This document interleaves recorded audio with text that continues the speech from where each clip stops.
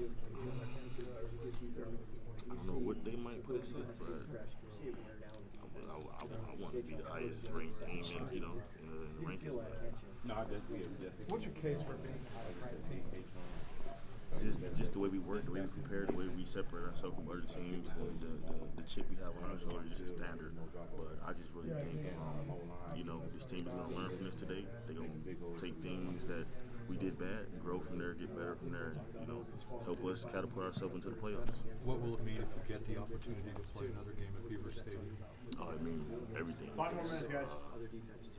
It mean everything. It'll be cold, probably more cold or snowy, but it mean everything because we're in the playoffs and we're gonna go home. So just like being here, being in Beaver Stadium, any stadium really doesn't matter. But Beaver Stadium is probably a little more special in the playoffs. So that's what it is. AJ talked about the tempo today and how maybe it's kind of caught you off guard at some points. What did you see on film that maybe you didn't see today that maybe Oregon switched up a little bit? I would just say they were very speedy.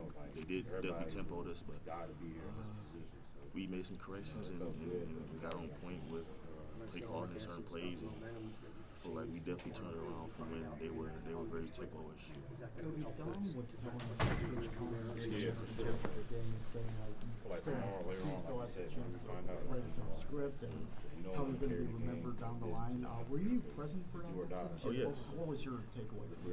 My take was I understood everything he meant. Nick, this was one of your guys' I knew I kind of visualized what he meant as well because what's the key to getting you it's a and loss. Patron going? You want to win, but ultimately you just got to learn from the loss, learn from the good and the bad because it's definitely good within the loss or within things going opposite way. But really just learning from it and growing because we can't lose this game and ponder on it. We got to learn from our mistakes, get better so we can be better for the next team and the next opponent. After Ohio State, Washington, coming out of the game, first half of football season. Do you feel that whoever gets the vote in this Raiders game is going to come out with an extra chip on their shoulder because of what happened tonight? I think we always come out with a chip on our shoulder. Playoff time, so I definitely think that's going to definitely be more enhanced and emphasized. But as a defense and the way I carry myself, we always coming out there with a chip on our shoulder. Win, lose, or draw, we still gonna get everything we got and leave it all on the field. So like I said, just trusting our instinct. We got to ask a couple guys. You guys just gave the number one team in the country one L. Do you take any level of accomplishment from that?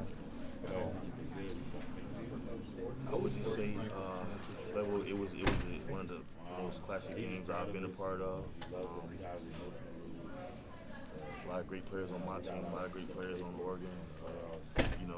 I would just say I've learned a lot from today, learned a lot from this game. It's going to help myself as well my teammates out. I appreciate that. Kobe, I was talking with AJ, and I asked him, what is it that, motivation going into the playoffs? finishing you like to win the game? You bring up lessons to be learned in these big games. Seems like these lessons aren't coming through with success. What are things that you guys can adjust to start getting success in these big games? Because obviously you don't want to be coming in here telling us we've got lessons to learn and taking a moral victory. You want to be celebrating. So what are some things we can see that can be learned from this and actually translate to success? I would just say the margins of error is so small that the execution has to be at a high rate and all across the board from everyone. So not pointing any fingers, but I'm just saying that the execution within the small area within this game of football is very hand in hand. So we just got to dial in on that and the finishing part. To give you an example, we would have got the ball back to our offense and we would score. And that's just really part of finishing, getting the ball back, getting off the field, things like that. How was it going against the Oregon receiving court? How they were able to seemingly get into the back seven, and seemingly Taz having his way with the situation? Calmly settled down. Like again, we've been in that same situation how many times? We know they use their receivers a lot. We came back a little bit.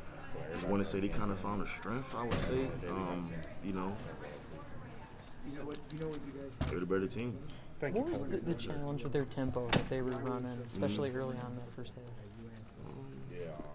It wasn't really a challenge. It was just us getting our feet set. You know, some guys might been still looking at the sideline or things like that, but I think just us having our feet set and us being more dug into the ground and ready to play before the snap actually is snapped is probably the biggest things that we took from this game. AJ said that some of the unbalanced stuff that you guys hadn't seen before. How difficult was that to try and figure out and adjust on?